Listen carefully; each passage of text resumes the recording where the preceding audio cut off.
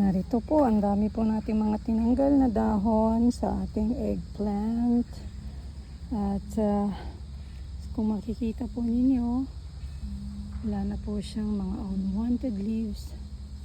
At medyo okay na po yung ventilation ng ating eggplant trees para po sa mas maraming bunga at mas maayos na paglaki ng ating eggplant trees.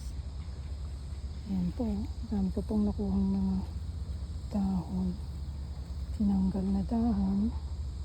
As you can see, mga unhealthy po sila, mga naninilaw, may mga bugs.